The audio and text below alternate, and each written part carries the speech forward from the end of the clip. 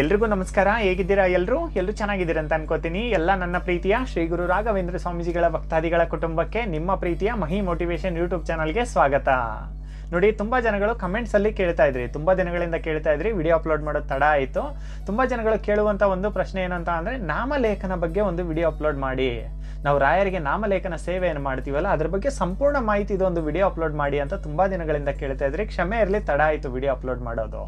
ಈ ಒಂದು ವಿಡಿಯೋದಲ್ಲಿ ನಾವು ನಾಮಲೇಖನ ಸೇವೆನ ಯಾವ ರೀತಿ ಶುರು ಮಾಡಬೇಕು, ಯಾವ ದಿನ ಶುರು ಮಾಡಬೇಕು, ಜೊತೆಗೆ ನಾವು ಬರೆದಾದ್ಮೇಲೆ ಆ ಪುಸ್ತಕವನ್ನ, ಬುಕ್ಕನ್ನು ನಾವು ಏನು ಮಾಡಬೇಕು. ಈಗ ನಾಮಲೇಖನ ಸೇವೆನ ಮಾಡಿರ್ತೀರಾ, ಬುಕ್ ತುಂಬೋಗ್ಬಿಟ್ಟಿರುತ್ತೆ. ಕೆಲವು ಜನಗಳಲ್ಲಿ ಪ್ರಶ್ನೆ ಆಗ್ಬಿಟ್ಟಿದೆ, ಅದನ್ನ ನಾವು ಏನು ಮಾಡೋಣ ಮುಂದೆ ಅನ್ನುವಂಥ ಪ್ರಶ್ನೆ ಕೂಡ ಕೆಲವರಲ್ಲಿ ಕಾಡ್ತಾ ಇರುತ್ತೆ. ಈಗ ಬರಿತಾ ಇರ್ತೀರಾ ಕೂಡ, ಕೆಲವರು ಶುರು ಮಾಡಿರ್ತೀರಾ ಸೇವೆನ, ಅವರಿಗೂ ಕೂಡ ಕಾಡ್ತಾ ಇರುತ್ತೆ, ಮುಂದೆ ಆ ಪುಸ್ತಕವನ್ನ ಏನು ಮಾಡೋಣ ನಾವು ಅನ್ನೋದ್ರ ಬಗ್ಗೆ ಕೂಡ ಗೊಂದಲ ಇರುತ್ತೆ. ಚಿಂತೆ ಮಾಡಬೇಕಾಗಿಲ್ಲ. ಈ ಒಂದು ವಿಡಿಯೋದಲ್ಲಿ ಸಂಪೂರ್ಣ ಮಾಹಿತಿನ, ಅಂದ್ರೆ ನಾಮಲೇಖನ ಸೇವೆನ ಯಾವ ರೀತಿ ಶುರು ಮಾಡಬೇಕು, ಆ ಪುಸ್ತಕವನ್ನು ನಾವು ಏನು ಮಾಡಬೇಕು, ಯಾವ ದಿನ ಶುರು ಮಾಡಬೇಕು ಅನ್ನೋದ್ರ ಬಗ್ಗೆ ಸಂಪೂರ್ಣವಾಗಿ ತಿಳಿಸ್ಕೊಡ್ತೀನಿ. ನೋಡಿ, ಮೊದಲನೇದಾಗಿ ನೀವು ರಾಯರಿಗೆ ನಾಮಲೇಖನ ಸೇವೆನ ಶುರು ಮಾಡ್ತೀರಾ ಅಂತ ಅಂದ್ರೆ ಅದು ಗುರುವಾರನೇ ಆಗಿರಬೇಕು. ಆಯ್ತಾ? ಗುರುವಾರದಿಂದನೇ ಶುರು ಮಾಡಬೇಕು. ಯಾಕಂದ್ರೆ ನಮ್ಮ ಗುರು ರಾಯರ ವಾರ ಆಗಿರೋದ್ರಿಂದ ಗುರುವಾರ ಶುರು ಮಾಡೋದ್ರಿಂದ ಸಂಪೂರ್ಣ ಫಲಗಳನ್ನ ನಾವು ಪಡ್ಕೋತೀವಿ ಅನ್ನುವಂಥದ್ದು ಒಂದು ನಮ್ಮ ನಂಬಿಕೆ. ಆಯ್ತಾ? ನೋಡಿ, ನೀವು ಗುರುವಾರ ಶುರು ಮಾಡ್ತೀರಾ.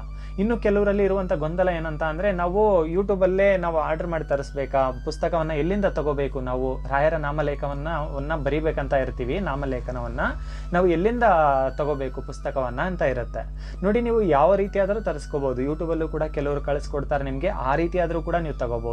ಅಥವಾ ನಿಮಗೆ ತರಿಸೋಕೆ ಆಗ್ತಾ ಇಲ್ಲ ಅಂತ ಅಂದ್ರೆ, ನಿಮ್ಮ ಮನೇಲಿ ಯಾವ್ದಾದ್ರು ಒಂದು ಹೊಸ ನೋಟ್ಬುಕ್ ಇತ್ತು ಅಂತ ಅನ್ಕೊಳ್ಳಿ. ಹೊಸ ನೋಟ್ಬುಕ್ ಇತ್ತು ಅಂತ ಅಂದ್ರೆ, ನೀವು ಬರ್ದೇ ಇಲ್ಲ, ಏನೋ ಅದನ್ನ ಬಳಸಿಲ್ಲ ಅಂತ ಅಂದ್ರೆ ಅದನ್ನ ಕೂಡ ನೀವು ಬಳಸ್ಬೋದು. ಇಲ್ಲ ಅಂತ ಅಂದ್ರೆ ನಿಮ್ಮ ಹತ್ತಿರದ ಅಂಗಡಿಗೆ ಹೋಗಿ ನೀವು ನಾರ್ಮಲ್ ಲೈನ್ ಇರುತ್ತಲ್ಲ, ಆ ಒಂದು ನೋಟ್ಬುಕ್ ತಂದು ಕೂಡ ಶುರು ಮಾಡಬಹುದು. ಆದರೆ ಶುರು ಮಾಡಬೇಕಾದ್ರೆ ಕೆಲವೊಂದು ನಿಯಮಗಳಿದೆ, ಅದನ್ನ ಪಾಲಿಸಿ ಅದನ್ನ ಅನುಸರಿಸ್ಕೊಂಡು ಹೋಗ್ತೀನಿ ಅಂತ ಅಂದ್ರೆ ಖಂಡಿತವಾಗ್ಲೂ ಕೂಡ ಸಂಪೂರ್ಣ ಫಲಗಳನ್ನ ರಾಯರು ನಿಮ್ಗೆ ಕೊಟ್ಟೆ ಕೊಡ್ತಾರೆ. ಆದರೆ ಏನು ಮಾಡ್ಬೇಕನ್ನೋದ್ರ ಬಗ್ಗೆ ಕೂಡ ಹೇಳ್ತೀನಿ. ಇವಾಗ ನಿಮ್ಮ ಹತ್ರ ಒಂದು ಆನ್ಲೈನಲ್ಲಿ ತಗೊಂಡ್ರೋ ಅಥವಾ ನೀವು ಅಂಗಡಿಯಿಂದ ತಗೊಂಬಂದ್ರೋ ಗೊತ್ತಿಲ್ಲ, ಒಂದು ಪುಸ್ತಕ ಇದೆ ಅಂತ ಅನ್ಕೊಳ್ಳಿ, ರಾಯರ ನಾಮಲೇಖನ ಸೇವೆನ ಶುರು ಮಾಡ್ಬೇಕಂತ ಅಂತಿದ್ದೀರಾ. ನೋಡಿ, ಬುಧವಾರ ದಿನನೇ ನೀವು ಎಲ್ಲವನ್ನೂ ಕೂಡ ರೆಡಿ ಇಟ್ಕೋಬೇಕು. ಅಂದರೆ ನಿಮಗೆ ಒಂದು ನೋಟ್ಬುಕ್ ಬೇಕು, ಒಂದು ಹೊಸ ಪೆನ್ ತೊಗೊಂಬಿಡಿ. ಪೆನ್ನು ಸಾಧ್ಯವಾದರೆ ಹಳದಿ ಬಣ್ಣದ್ದು ತಗೊಳ್ಳಿ. ನನ್ನ ಕಡೆಯಿಂದ ಹೇಳ್ತಿರುವಂಥದ್ದು ಹಳದಿ ಬಣ್ಣದನ್ನ ತಗೊಳ್ಳಿ. ಯಾಕೆ ಹಳದಿ ಬಣ್ಣ ಅಂತ ಹೇಳ್ತಾ ಇದ್ದೀನಿ ಅಂದರೆ, ಹಳದಿ ಬಣ್ಣ ಬಂದು ನಮ್ಮ ಗುರುವಿನ ಬಣ್ಣ ಅಂತ ನಾವು ಹೇಳಲಾಗತ್ತೆ. ಆಯಿತಾ? ಹಳದಿ ಬಣ್ಣದ ಒಂದು ಪೆನ್ ತೊಗೊಂಡ್ರು ಕೂಡ ತುಂಬ ಒಳ್ಳೆಯದೇ. ಸಿಕ್ಕಿಲ್ಲ ಅಂತ ಅಂದರೆ ನಾರ್ಮಲಾಗಿ ಯಾವ್ದು ಸಿಗುತ್ತೆ ಅದನ್ನೇ ತಗೊಳ್ಳಿ. ಒಂದು ಪೆನ್ ಇದೆ, ಒಂದು ನೋಟ್ಬುಕ್ ಇದೆ ನಿಮ್ಮ ಹತ್ರ.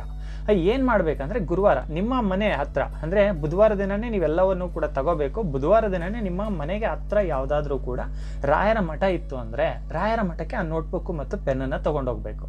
ಅಲ್ಲಿ ಅರ್ಚಕರಿಗೆ ಹೇಳಬೇಕು, ಸ್ವಾಮಿ ನಾನು ರಾಯರ ಒಂದು ನಾಮಲೇಖನ ಸೇವೆನ ಮಾಡ್ತಾ ಇದ್ದೀನಿ. ನೀವು ಎಷ್ಟು ಅನ್ಕೊಂಡಿರ್ತೀರಾ ನೋಡಿ, ನೀವು 1 ಲಕ್ಷ ಬರೆಯೋರು ಇರ್ತಾರೆ, 2 ಲಕ್ಷ ಬರೆಯೋರು ಇರ್ತಾರೆ, ಅಥವಾ 50,000 ಅನ್ಕೊಳ್ಳೋರು ಕೂಡ ಇದ್ದೇ ಇರ್ತಾರೆ.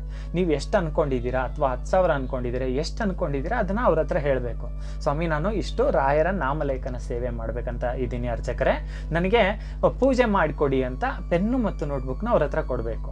ಅವ್ರೇನು ಮಾಡ್ತಾರಂತ ಅಂದರೆ, ರಾಯರ ಮುಂದೆ ಇಟ್ಟು ಪೂಜೆನ ಮಾಡಿ, ನೀವು 3 ಪ್ರದಕ್ಷಿಣೆನ ಮಾಡ್ಕೊಂಡು ಬರೋಷ್ಟೊತ್ತಿಗೆ ನಿಮಗೆ ಸಂಪೂರ್ಣ ಫಲಗಳು ಸಿಗಲಿ ಅಂತ ಅವ್ರು ಪೂಜೆ ಮಾಡಿ ಆ ನೋಟ್ಬುಕ್ನ ಕೊಡ್ತಾರೆ. ಆ ಸಮಯದಲ್ಲಿ ಏನು ಮಾಡಬೇಕಂದ್ರೆ, ಆ ಜಾಗದಲ್ಲಿ ಅದನ್ನ ಇಸ್ಕೊಂಡ್ಬಿಟ್ಟು ನೀವೇನು ಮಾಡಬೇಕು, ರಾಯರ ಬಲಭಾಗಕ್ಕೆ ಕುತ್ಕೊಂಡು ಬುಧವಾರ ಸಂಜೆನೆ ಹೋಗಬೇಕು. ಗುರುವಾರದಿಂದ ಶುರು ಮಾಡುವಂಥದ್ದು ಇರುತ್ತೆ. ಆಯಿತಾ? ಬುಧವಾರ ಸಂಜೆ ಏನು ಮಾಡಬೇಕಂದ್ರೆ, ನೋಟ್ಬುಕ್ ತೊಗೊಂಡೋಗಿ ಪೂಜೆ ಮಾಡಿಸಿ ಅಲ್ಲೇ ಪಕ್ಕದಲ್ಲಿ ಅಂದರೆ ರಾಯರಿಗೆ ಬಲಭಾಗಕ್ಕೆ ಕುತ್ಕೊಂಡ್ಬಿಟ್ಟು ನೀವು ರಾಯರ ಮೊದಲನೇ ಪೇಜಲ್ಲಿ ರಾಯರ ಮೂಲ ಮಂತ್ರವನ್ನು ಬರೀರಿ.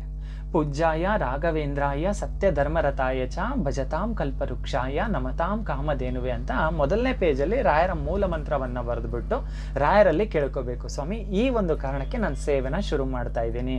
ನೀವು ಸಂಪೂರ್ಣ ಫಲಗಳನ್ನು ಕೊಟ್ಟು ನನ್ನ ಜೊತೆಗೆ ನೀವು ಮಾತ್ರ ಇರೋದು, ನಿಮ್ಮನ್ನು ಬಿಟ್ಟರೆ ನನ್ನ ದಾರಿ ಇಲ್ಲ ಅಲ್ಲ, ನೀವೇ ಜೊತೆಗಿದ್ದು ನನ್ನ ಕಾಪಾಡಿ ಸ್ವಾಮಿ ಅಂತ ರಾಯರಲ್ಲಿ ಭಕ್ತಿಯಿಂದ ಪ್ರಾರ್ಥನೆ ಮಾಡಿಕೊಂಡು ಮನೆಗೆ ಬರುವಂಥದ್ದು.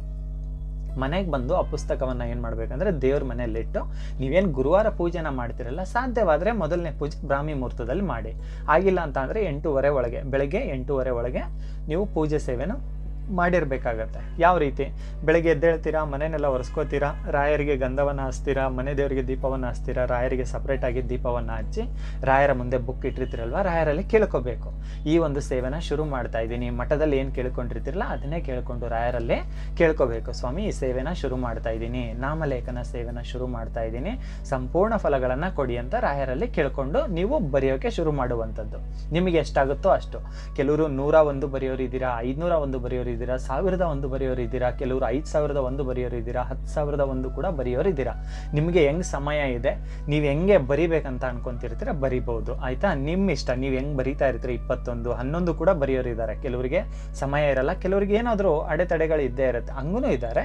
ನಿಮ್ಗೆ ಎಷ್ಟಾಗುತ್ತೆ ಅಷ್ಟು, ದಿನಕ್ಕೆ ನಾನು ಇಷ್ಟು ಬರಿತಾ ಇದ್ದೀನಿ ಸ್ವಾಮಿ ಅಂತ ಸ್ವಾಮಿ ಹತ್ರ ಭಕ್ತಿಯಿಂದ ಎಲ್ಲ ಕಷ್ಟಗಳನ್ನ ಹೇಳ್ಕೋಬೇಕು. ಈ ಕಷ್ಟಗಳಿಂದ ಮುಕ್ತಿ ಕೊಡಿ, ನನ್ನ ಕೈಲಿ ಆಗದಂಥ ಸೇವೆನ ನಾನು ಮಾಡ್ತಾ ಇದ್ದೀನಿ ಸ್ವಾಮಿ, ನಾಮಲೇಖನ ಸೇವೆನ ಅಂತ ರಾಯರಲ್ಲಿ ಹೇಳ್ಕೋಬೇಕು. ಇನ್ನು ರಾಯರ ಮಠ ಹತ್ರ ಇಲ್ಲ ನಿಮಗೆ, ಆಯಿತು, ರಾಯರ ಮಠಕ್ಕೆ ಹೋಗೋಕ್ಕಾಗ್ತಾ ಇಲ್ಲ ಅಂದರೆ ಮನೇಲೆ ನೀವು ಬುಧವಾರ ದಿನ ಎಲ್ಲ ತೊಗೊಂಬಂದ್ಬಿಟ್ಟು ಏನು ಮಾಡಿ ಅಂದರೆ, ಗುರುವಾರ ಬೆಳಗ್ಗೆನೆ ನೀವೇನು ಪೂಜೆ ಮಾಡ್ತಿರಲ್ಲ ದೇವ್ರ ಮನೆಯಲ್ಲೇ ಇಟ್ಬಿಟ್ಟು, ಪುಸ್ತಕವನ್ನು ದೇವ್ರ ಮನೆಯಲ್ಲೇ ಇಟ್ಬಿಟ್ಟು ರಾಯರಲ್ಲಿ ಎಲ್ಲವನ್ನೂ ಕೂಡ ಹೇಳ್ಕೊಂಡು ಮನೆ ದೇವರಿಗೆ ದೀಪವನ್ನು ಹಚ್ಚಿ ರಾಯರಿಗೆ ಪೂಜೆ ಸೇವೆನ ಮಾಡಿ ವಿನಾಯಕರನ್ನ ನೆನೆಸ್ಕೊಂಡು ನೀವು ಪುಸ್ತಕವನ್ನು ತಗೊಂಡು ಮೊದಲನೇ ಪೇಜಲ್ಲಿ ರಾಯರ ಮೂಲ ಮಂತ್ರವನ್ನು ಬರೀರಿ. ಪೂಜ್ಯಾಯ ರಾಘವೇಂದ್ರಾಯ ಸತ್ಯಧರ್ಮರತಾಯ ಚ ಭಜತಾಂ ಕಲ್ಪವೃಕ್ಷಾಯ ನಮತಾಂ ಕಾಮಧೇನುವೆ ಅಂತ ಭಕ್ತಿಯಿಂದ ಮೊದಲನೇ ಪೇಜಲ್ಲಿ ಮೊದಲನೇ ಒಂದು ಪುಟ ಅಂತ ಏನು ಹೇಳ್ತೀವಲ್ಲ ಅಲ್ಲಿ ಬರೆದ್ಬಿಟ್ಟು ಏನು ಮಾಡಿ ಅಂದರೆ, ನೆಕ್ಸ್ಟ್ ನೀವು ಶ್ರೀರಾಘವೇಂದ್ರ ಅಂತ ಬರಿತಾ ಬನ್ನಿ. ಅಂದರೆ ಶ್ರೀರಾಘವೇಂದ್ರಾಯ ನಮಃ ಅಂತ ಬರಿಬೇಡಿ, ಮಂತ್ರ ಆಗುತ್ತೆ. ನೀವು ಮಾಡ್ತಿರುವಂಥ ಸೇವೆ ಏನಂತ ಅಂದರೆ ನಾಮಲೇಖನ ಸೇವೆ, ರಾಯರ ನಾಮಲೇಖನ ಸೇವೆ ಅಂದಾಗ ಶ್ರೀರಾಘವೇಂದ್ರ ಅಂತ ಬರಿತಾ ಬನ್ನಿ. ಆ ಸೇವೆ ರಾಯರಿಗೂ ಖಂಡಿತವಾಗ್ಲೂ ಕೂಡ ಮುಟ್ಟುತ್ತೆ. ಇನ್ನು ನಾನ್ ವೆಜ್ ತಿಂದಾಗ ಪುಸ್ತಕವನ್ನು ಮುಟ್ಟುವಂಥದ್ದು ಇರೋದಿಲ್ಲ, ನೆನಪಿರಲಿ, ನಾನ್ ವೆಜ್ ತಿಂದಾಗ ಮುಟ್ಟುವಂಥದ್ದು ಇರೋದಿಲ್ಲ. ಅಕ್ಕ ತಂಗಿರೋ ಕೆಲವೊಂದ್ಸಲ ತಿಂಗಳಲ್ಲಿ ಮಾಡೋದಿರಲ್ವಲ್ಲ, ಆ ಸಮಯದಲ್ಲಿ ಮಾತ್ರ ನೀವೇನು ಮಾಡಿ ಅಂತ ಅಂದರೆ, ರಾಯರ ಆ ಪುಸ್ತಕವನ್ನು, ನಾಮಲೇಖನ ಸೇವೆ ಪುಸ್ತಕ ಏನಿದೆ ಅಲ್ವಾ, ಆ ಬುಕ್ಕನ್ನು ನೀವು ನೋಟ್ಬುಕ್ಕನ್ನು ಮುಟ್ಟುವಂಥದ್ದು ಇರೋದಿಲ್ಲ. ಆಯಿತಾ, ಇದನ್ನೊಂದು ಪಾಲಿಸ್ಬೇಕಾಗತ್ತೆ. ನಾನ್ ವೆಜ್ ತಿಂದಾಗ ಬಿಟ್ಬಿಡಿ, ಆ ದಿನ ಬಿಟ್ಬಿಡಿ.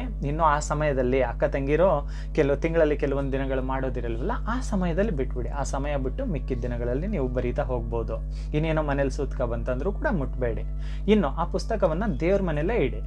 ಈ ಕೆಲವ್ರಿಗೆ ಏನಿದೆ ಅಂತ ಅಂದರೆ, ನಮ್ಮನೆ ಚಿಕ್ಕದಿದೆ, ದೇವ್ರ ಮನೆ ಇಲ್ಲಪ್ಪ, ನಾವೇನು ಮಾಡೋಣ? ಆ ಪುಸ್ತಕ ಇರುತ್ತಲ್ವ, ಒಂದು ಬ್ಯಾಗ್ ತೊಗೊಳ್ಳಿ, ಒಂದು ಒಳ್ಳೆ ಬ್ಯಾಗ್ನ ತೊಗೊಳ್ಳಿ, ಅದನ್ನು ತೊಳೆದ್ಬಿಡಿ, ಒಂದಿನ ತೊಳೆದು ಇಟ್ಬಿಟ್ಟು ಏನು ಮಾಡಿ ಅಂದರೆ ಅದರಲ್ಲಿ ಹಾಕ್ಬಿಟ್ಟು, ಒಂದು ಮಳೆ ಅಂತೂ ಇದ್ದೇ ಇರುತ್ತೆ ಮನೆಯಲ್ಲಿ, ಯಾರು ತುಳಿಬಾರ್ದು, ಯಾರು ಮುಟ್ಟಬಾರ್ದು, ಆ ಥರ ಜಾಗದಲ್ಲಿ ಅದನ್ನು ಹಾಕಿರಿ.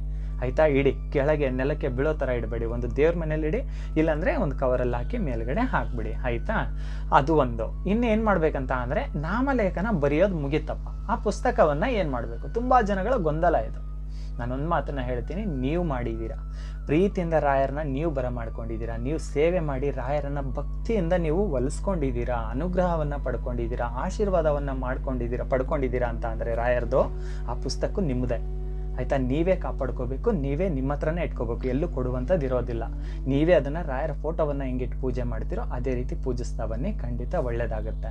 ಇನ್ ಕೇಸ್ ಇನ್ನೂ ಏನಾದರೂ ಡೌಟ್ ಇದ್ದರೆ ಕಮೆಂಟ್ಸಲ್ಲಿ ಕೇಳಿ, ಖಂಡಿತ ರಿಪ್ಲೈ ಮಾಡ್ತೀನಿ. ಯಾರೆಲ್ಲ ಈ ಒಂದು ಸೇವೆ, ನಾಮಲೇಖನ ಸೇವೆನ ಮಾಡ್ತಿರೋ ಸಂಪೂರ್ಣ ಫಲಗಳನ್ನು ಶ್ರೀ ಗುರು ರಾಘವೇಂದ್ರ ಸ್ವಾಮೀಜಿಗಳು ನಿಮ್ಮೆಲ್ಲರಿಗೂ ಕೊಟ್ಟು ಕಾಪಾಡಲಿ ಅಂತ ಕೇಳ್ಕೊತೀನಿ. ಇದನ್ನು ಗಂಡ್ಮಕ್ಳು ಕೂಡ ಮಾಡ್ಬೋದು, ಹೆಣ್ಮಕ್ಳು ಕೂಡ ಮಾಡ್ಬೋದು. ಎಲ್ರಿಗೂ ಕೂಡ ಒಳ್ಳೆಯದಾಗಲಿ. ನಮಸ್ಕಾರ.